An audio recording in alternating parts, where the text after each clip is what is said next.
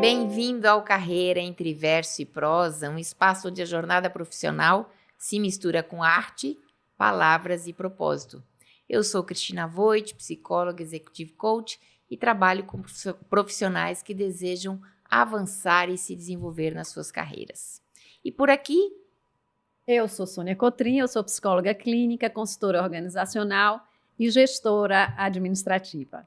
E por aqui a gente caminha entre conquistas e dúvidas, métricas e metáforas, sempre buscando sentido no que fazemos e no que somos.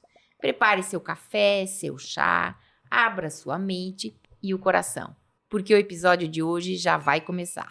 E hoje estamos aqui com Joseane Dantas. Seja bem-vinda. Ela é doutora em Ciência e Engenharia de Materiais pela UFCG, pós-doutorado em Nanotecnologia e Materiais Bioinspirado na Universidade da Califórnia, é membro afiliada da Academia Brasileira de Ciências, foi professora titular da Fundação Fulbright em Ciências dos Materiais na Universidade Rice, atualmente ocupa o cargo de Superintendente de Educação e Ciência e é vice-reitora da Universidade Senai Cimatec. Tantos títulos, uma carreira assim que só pelo briefing a gente já vê que tem muita coisa para contar. Um dia, quando você decidiu lá pela engenharia, você imaginou que teria todo esse caminho com tantos desafios e não só os títulos, mas acredito que desafios superados e alcançados? Olha, eu tenho que confessar para vocês que não. Minha primeira opção, eu fui atleta, muitos anos, cheguei a jogar em clubes na Paraíba e tive até convites para fazer processos seletivos para jogar na seleção brasileira, mas foi quando eu encontrei a engenharia e não consegui conciliar. Então, assim, eu nunca imaginei que eu iria para a engenharia e eu iria seguir essa trajetória profissional, porque meus colegas e meus pares da universidade sempre diziam: não, Josi, eu acho que você dá bem como engenheira de manufatura, no chão de fábrica, porque você tem um perfil bacana, mas aí acabou que eu fui caminhando por outro caminho. E você era atleta de algum esporte? Isso, eu joguei vôlei muitos anos, desde muito cedo, conquistei também muitos títulos como atleta e eu era levantadora, então acabei talvez até trazendo na minha trajetória profissional muito do que eu aprendi no esporte lá atrás, né? Quanto à disciplina. E sempre é um aprendizado, né? Sim. É um desafio, cada jogo é um desafio. E o que te fez mudar? O que te levou assim, eu vou deixar o esporte, sendo que você competia, tinha títulos, provavelmente incentivada, para então fazer provavelmente a faculdade de engenharia? Isso. Quando eu fazia o ensino médio, né, lá atrás, que era o científico, sim, na minha época, a gente precisava definir no científico e escolher qual o curso que ia fazer, né, para fazer vestibular. E eu sempre tive um pouco de afinidade com o lado de química, sempre fui um pouco curiosa. Então, naquela oportunidade, há 20 anos atrás, engenharia de materiais era uma engenharia ainda muito nascente, muito incipiente no Brasil. As pessoas nem conheciam o que o engenheiro de materiais fazia. Então, naquelas feiras de carreiras que os colégios promovem, né, a gente teve visita de professores da universidade explicando o curso. E aí eu achei que o fato de gostar da química, ter um pouco de curiosidade, de conhecer coisa nova, iria me fazer bem caminhando para a engenharia de materiais. E era um curso que era disponível na Universidade Federal de Campina Grande, que é de onde eu sou, então acabou que deu tudo certo. Aí eu fiz o vestibular, passei e aqui estou. Pronto, e foi seguindo, ficou em Campina Grande. Como é que você vem para Salvador? Como é que foi todo esse processo? Tá, demorou um pouquinho, você ficou lá? Então, eu fiz universidade lá, né? Eu ingressei na universidade em 1998, então, fiz a universidade, já enquanto aluna de graduação, eu tive a oportunidade de fazer trabalhos de iniciação científica, né? Trabalhar um pouco no lado da pesquisa, no laboratório. E eu caminhei na UFCG e depois eu sempre percebia que eu gostava desse lado científico, acadêmico, né? De laboratório, de papers, de publicar, participar de congresso. Então, quando eu acabei a graduação, eu parti logo para fazer o mestrado, ainda lá em Campina Grande. E quando eu concluí o mestrado, naquela época existia um programa de parceria da Universidade Federal de Campina Grande com o Senai Cimatec, aqui na Bahia. Então, vinham professores mensalmente e nessas idas e vindas de professores foi solicitado que tinha uma oportunidade de trabalho aqui no Senai Cimatec, que estava iniciando, que precisava de alguém na área de materiais. E assim eu vim, fiz uma entrevista passei e, paralelo a isso, eu já namorava com meu atual marido, e único, que, na verdade, já tinha terminado engenharia elétrica e já tinha conseguido um emprego para morar aqui na Bahia. Então, de alguma forma, eu fazia pós-graduação e eu caminhava para buscar alguma coisa que pudesse me trazer para perto dele aqui profissionalmente também. E aí deu tudo certo. Eu vim, fiz a entrevista no Senai Cimatec, entrei.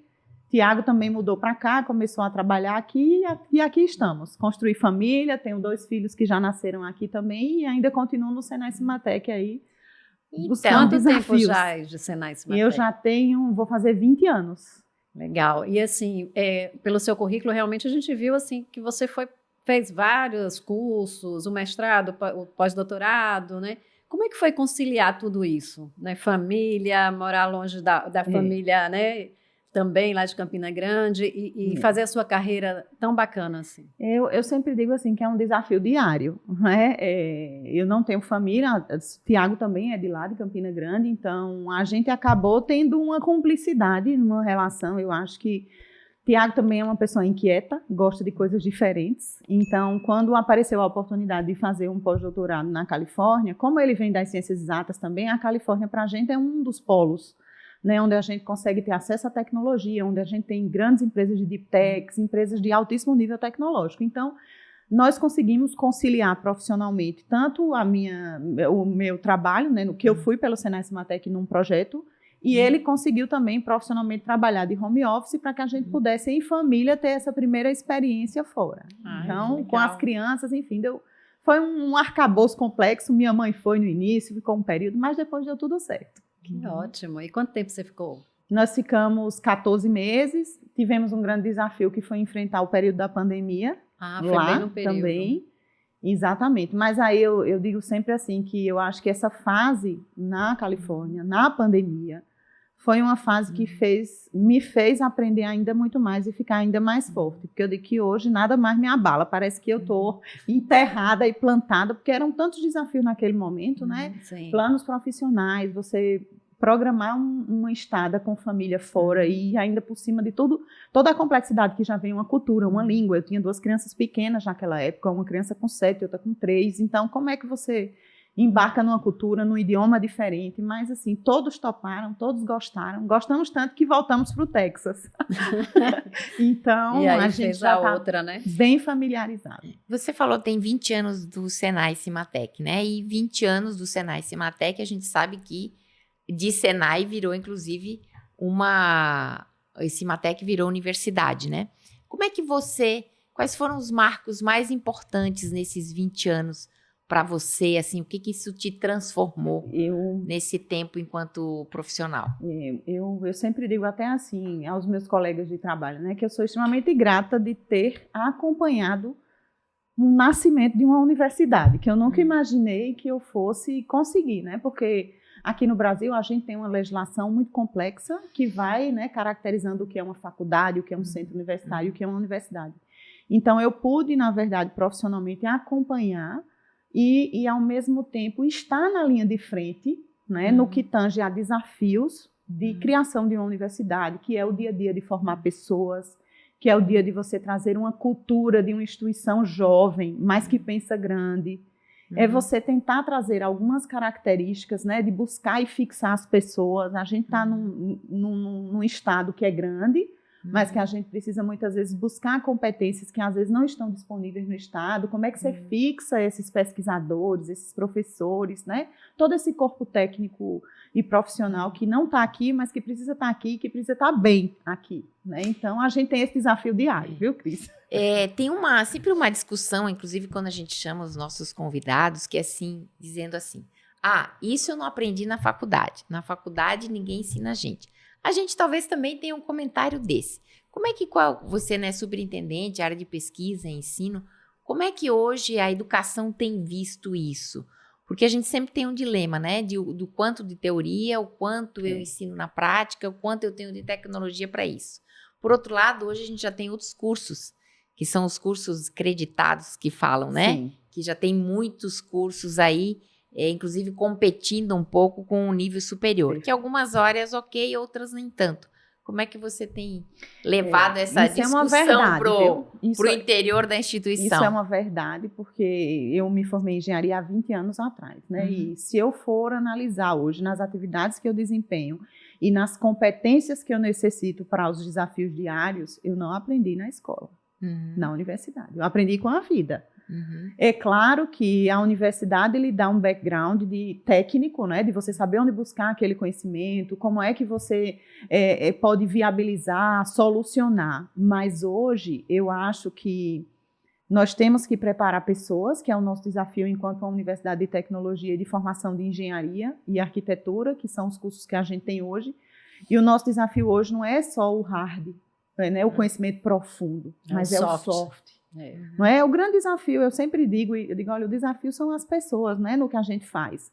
Hoje você vai pensar num projeto de engenharia e você pensa, poxa, eu posso chamar vários engenheiros experientes que eles vão resolver o problema técnico, mas muitas vezes é aquele problema coletivo, é aquele problema do dia a dia, é aquele problema em grupo, sabe, é aquelas divergências que você precisa administrar. Então é aquele conhecimento mais soft que hoje a gente tem buscado também dentro da universidade, por ser uma universidade pequena, né, de nicho, tecnológica.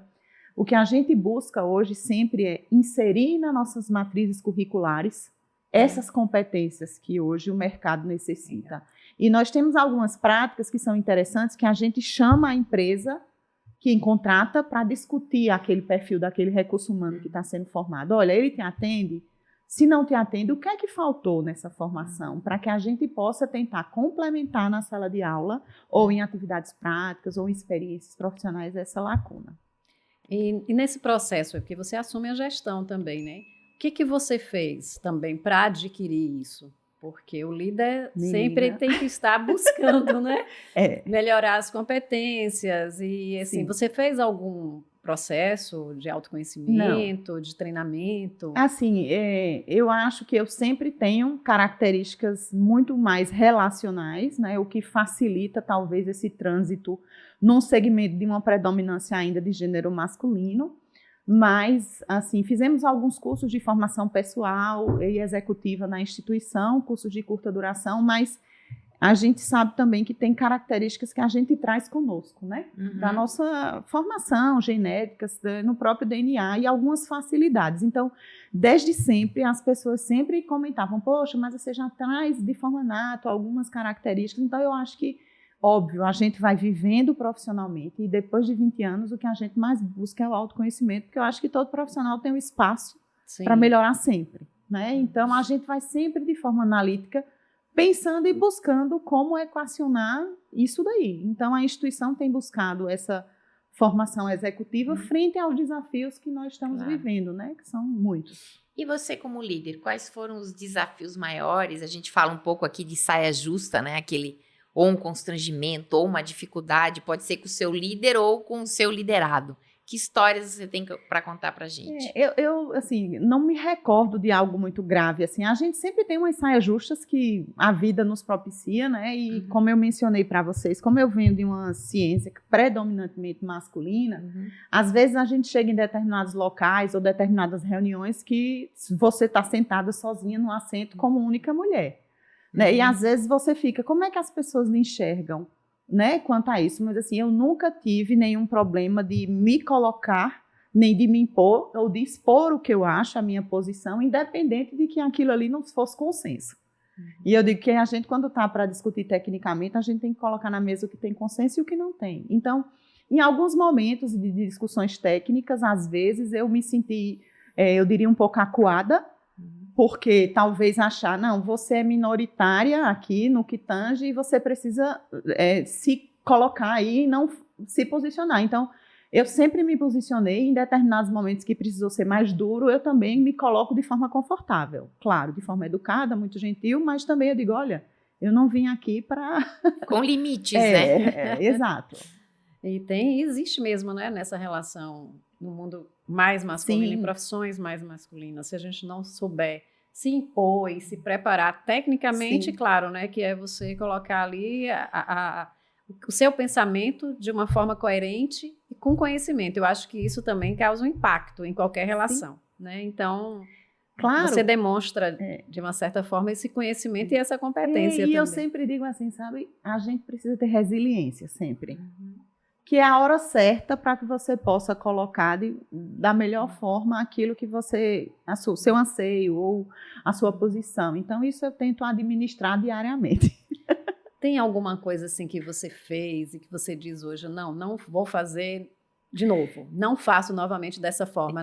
Pronto, eu tenho eu fui visitar uma vez uma universidade. Eu acho que talvez a gente precise amadurecer culturalmente para algumas coisas, né? Nós, como brasileiros, temos essa flexibilidade, né? De sempre conversar, de ter eu lhe conheço pela primeira vez, mas às vezes já em 5 minutos a gente já se sente confortável para... E eu fiz uma visita na universidade em New Jersey, em Nova York, e foi engraçado que eu cheguei numa sala e tinha assim umas 20 pessoas.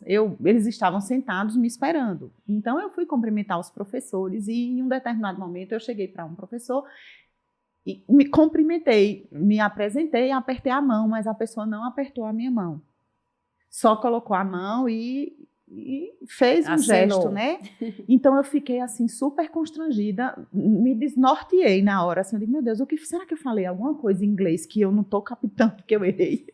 Será o que é que foi? Mas não, na verdade depois eu percebi, era uma pessoa de uma cultura, de um outro país, muçulmano, que tem todo o rito, né?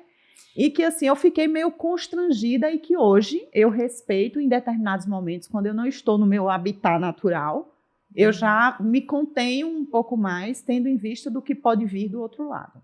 Essa coisa da cultura, eu passei por isso. Também morei nos Estados Unidos e também cumprimentando as pessoas quando eu fui, meu marido dando a mão e eu em seguida a ele, porque até os americanos não têm muito isso do abraço e do beijinho, né? Então, inclusive uns amigos nossos, até um casal, amigos nossos de lá, agora eles já abraçam, mas passou muito tempo sem abraçar. Né? Mas nesse dia era exatamente uma pessoa de outro país, com outra cultura religiosa, inclusive. Isso. E aí ele tirou a mão, disse, tá, tudo bem. Mas, obviamente, eu não estava na frente, não teria que falar em seguida, né? Então, eu imagino que dá aquele... Eu fiquei assim, numa sala enorme, tudo, uma né? mesa enorme, com 20 pessoas. Eu digo, ai, meu Deus, será que eu fiz alguma coisa? Mas aí depois eu superei e hoje eu aprendi, não é? Que... A gente, como universidade de tecnologia e de inovação, está o tempo todo, de forma global, lidando com o pessoal da China, com os Estados Unidos, com a Alemanha, enfim, com a Arábia, com Dubai. Então, você tem que entender, até respeitar, porque nesses lugares tem suas regras, né? Eu acho até que é um pouquinho, né, assim, se preparar para isso, né? Se eu estou indo para uma reunião com chineses, exato, o que eu devo aprender? Qual é a minha lição de casa? Eu acho que isso é fundamental, né? Então, você que viveu fora... Você deve ter enfrentado várias situações, né? Não só essa do cumprimento, mas outras também, e que requer esse conhecimento prévio. E a gente está passando um momento agora que muitas pessoas querem sair do Brasil, né? Então, como é isso? Acho que fica uma dica aí, né? Você que morou fora, qual dica que você dá para quem quer fazer uma pós, quem quer fazer um doutorado em outro país? Eu acho que hoje o Brasil, né, de uma maneira geral, todas as universidades, ela traz uma riqueza de formação de pessoas de alto nível. E eu acho que o Brasil se posiciona muito bem. O Brasil é bem visto lá fora, né? Nas experiências que eu já tive, eu nunca tive nenhum problema de me sentir, ter complexo ou estar inferior a um outro pesquisador que não seja, pelo contrário. Eu acho que nós somos flexíveis e dinâmicos, né? E nos adaptamos muito fácil. Então, eu acho que fica a dica que as pessoas façam pesquisas, busquem. O Brasil tem colocado algumas oportunidades via agência de fomento, quando você é aluno de doutorado ou de pós-doutorado, que hoje possibilitam. Agora, a questão do idioma, né, um conselho que eu dou, eu digo, no meu tempo, falar inglês não era tanta prioridade, mas hoje inglês é o básico, pelo menos para que você tente, obviamente, né, assim, sair para ter uma experiência em algum lugar. Sim. Eu fiquei curiosa sobre a nanotecnologia. Né, até falei aqui antes com você no bastidores. Fale um pouquinho para a gente como é que foi essa escolha, o que você trabalha hoje com isso, de que forma, né, você trabalha? Na verdade, a nanotecnologia é uma área do conhecimento mais nova, né, que é nano significa já pequeno, né, coisas em escalas mínimas, onde você consegue inserir, no caso dos materiais, estruturas nanométricas que elas possam potencializar, na verdade, o desempenho de um material. Então, por exemplo, se nós pensarmos na área da saúde, hoje um grande desafio é como é que nós usamos um tratamento com medicamentos para que as drogas entendam que ela tem que ir só naquele lugar que está o tumor.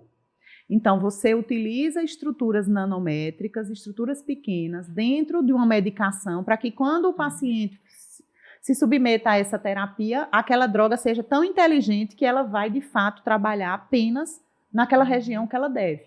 Então, a nanotecnologia hoje tem aplicado na indústria de aviação, nos materiais, na indústria de defesa, na indústria da saúde, eu digo, na indústria de baterias, de carros elétricos. Então, assim, hoje ela surge como uma potência, como uma possível solução de novas aplicações. Maravilha. Já que o nosso podcast é carreira entre verso e prosa, então nossos convidados sempre trazem uma frase, um verso, uma poesia, enfim, que é marcante para você, né, que significa para a sua carreira. E qual que você tem para nos trazer hoje? Na verdade, eu sempre digo para os meus alunos, né, e para os meus colegas, eu digo, olha, nós só andamos para frente porque foguete não dá ré. Então, eu estou vivendo nesse momento uma crise, porque até o ano passado o foguete não dava ré, mas agora dá ré. Ah, é? Foguete agora dá ré, né? Não, o pessoal da SpaceX agora provou que o foguete subiu e agora o foguete voltou de ré para a doca. Então, até os alunos disseram, olha, professora, você vai ter que atualizar a sua fala. Porque você fala que nós andamos para frente porque foguete não dá ré, mas agora o foguete dá ré. Então, eu deixei até um homework para dizer, olha, vocês têm que pensar aí, como é que a gente vai incrementar agora que o foguete, ele não dava ré, mas agora ele dá. Muito mais nesse contexto, né, de motivacional, de que a gente tem que andar para frente, olhar para frente, pensar grande sempre. Porque eu acho que nós somos capazes, né, nós temos pessoas bem formadas, nós temos um país rico em cultura, rico em diversidade, rico em tantas coisas. A gente só precisa pensar como nos organizar para nos posicionarmos ainda melhor. É verdade. Eu acho que você me faz pensar no trabalho que eu e Sônia a gente tem, né, com os profissionais. Sempre tem uma questão, às vezes, de autoestima. Sim. Em intensidades diferentes, né? Eu acho que, às vezes, teve um outro convidado, o Genson, que dizia que, às vezes, o brasileiro tem um pouco isso. Acha que não vai conseguir, não vai conseguir uma bolsa fora, um estudo, um mestrado, um doutorado. E ele também, assim como você, acredita. Então, eu acho que essa coisa da autoestima com resultado é planejamento, é dedicação, é esforço. Também não é muito de graça, né? Não é de graça. Que a gente consegue. Nada vem fácil. Mas a autoestima é assim, né? Com a eficiência, eficácia, aí você vai, de acordo com o que você vive, tem resultado. É um exercício de se acreditar, né? De eu sou capaz de... Mas para isso você tem que fazer todo esse planejamento. É um exercício do fazer mesmo, né? Planejar, organizar e executar. É fato isso, né? Então, acho que essa dica que você traz é legal, né, gente? Porque vamos preparar, vamos, né, ter competências que são importantes para aquilo que a gente escolhe. Né? E acreditar que a gente é capaz de fazer, né? Que você não pode julgar de forma antecipada, eu não vou conseguir. Não, você aplicou? Você fez? Preencheu o questionário, lá quais são os requisitos. Receba uma negativa. Inclusive, eu sempre digo, olha, eu aprendi muito isso com o meu professor da Califórnia, que como pesquisadora, a gente ficava aqui no Brasil, não, vamos mandar essa revista para esse fator de impacto que é menor, porque vai ser aceito. Aí ele me falou, olha, o trabalho que você tem para você escrever um artigo de um fator de impacto alto vai ser o mesmo de um baixo. Por que você não vai para o alto? Às vezes você manda para o alto, até a devolutiva já lhe ajuda. Eu pensei isso e fiz isso. Então, o que acontece? Hoje eu já faço isso, eu digo para meus alunos, olha, pensa alto, não vem com revista pequena, não. Se a gente tomar uma pancada lá, a gente vê o que é e arruma, né? Mas isso é talvez porque a gente é doutrinado a colocar por baixo. Vamos começar do pequeno, que eu já estou satisfeito se for um... E, na verdade, não é isso. A gente tem que pensar que a gente pode, que a gente deve, e a gente é capaz. Levar o foguete, autoconfiança que a gente... de ré para não perder a direção. Agora eu tenho que arrumar outra alternativa. Não, você pega o foguete, lança, ele volta de ré, mas ele está sempre olhando o foco. Olhando, querendo subir toda hora. Qualquer hora eu volto. Eu tô aqui, que pode voltar e não tem problema, né? Ir de novo, na verdade. Legal. Fazendo essa sua analogia do artigo, logo publicar numa revista top. É isso mesmo, tá? Se não for, volta, faz de novo, corrige, porque eles mandam, né?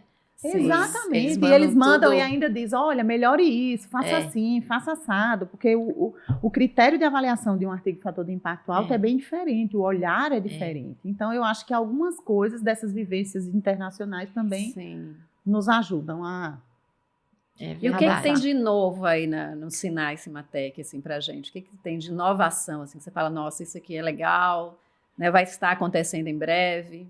Olha, o Senai Cimatec é uma caixinha de surpresa de novidade sempre. Agora, no mês de julho, nós devemos estar inaugurando o nosso camp, né, oficialmente do aeroespacial, que ele foi lançado no início do ano passado, mas agora a gente está com a nossa estrutura organizada e planejada para as primeiras atividades. A gente tem também uma outra unidade no Sertão, né, em Ourolândia, onde nós temos projetos voltados para a agricultura familiar e a melhoria, né, dessa região de semiárida. Temos já o Senai Cimatec Park, que fica em Camaçari, que já está em pleno vapor, com muitas empresas, com muitos alunos, né, com muitos projetos de grande envergadura. E a gente tem o Cimatec Mar também aí, que está chegando, o Cimatec Digital também lá no Pelourinho, que vai trabalhar muito esse lado digital, né, de atração desses jovens, que hoje não precisam estar numa universidade fazendo uma graduação, mas curso curto que permita que eles façam programação, que eles entrem nesse mundo digital, porque hoje a gente vive um mundo digital. Sim. Para tudo que a gente faz. É verdade. Né? Então, essa é a ideia. Então, nós hoje temos essa quantidade de campos e o Cimatec aqui da Orlando Gomes, né, que só cresce, que hoje nós temos mais de 2.000 pessoas com empresas, então a gente entende que a gente tem uma contribuição enorme, não só para a Bahia, mas também para o Brasil e para o mundo, com alguns projetos que a gente faz. Eu ia falar isso do mundo. Eu conheço alguns alunos que foram, né, para o mundo mesmo, que saíram do Sinai Cimatec, que são escolhidos, né, assim, para ir trabalhar em grandes empresas fora, né? Tem um pessoal perto lá de Dubai que eu conheço. Temos 30 em Dubai, só em um único instituto na área de robótica. Imagina, nessa área mesmo. Que saíram daqui. Exatamente. Não é fantástico isso? Você ter essa oportunidade de saber que saiu daqui, muito né? Legal. Saiu do Nordeste, saiu da Bahia, saiu do Sinai Cimatec, então é bem legal. E assim, a gente sempre pensou, né? O nosso diretor-geral é uma pessoa visionária desde sempre, então ele sempre pensa grande. Eu até brinco com ele, eu digo, olha, não vamos fazer mais nada de novo, não, porque a gente tem muita Leone coisa. Peter. Leone é uma pessoa incrível, assim, estrategista e sempre pensou para frente, né? Então, eu acho que isso também leva, não é? É um vetor de indução que está o tempo todo ali. A importância de um líder, né? A importância de uma liderança. De um líder que te dá o norte e te estimula, é isso? Exatamente. Maravilha. Josiane, muito obrigada por ter aceitado o nosso convite, por ter trazido a tua experiência, a tua carreira, e só tenho a te agradecer por hoje. Muito obrigada por ter vindo. Obrigada também, eu que agradeço essa oportunidade aí de poder compartilhar também e mostrar que é possível, né? Eu também vim de Campina Grande, uma cidade pequena, vim para a Bahia e agora estou conectada com o mundo. É isso aí. Parabéns pelo seu trabalho e sucesso aí na sua profissão. Obrigada.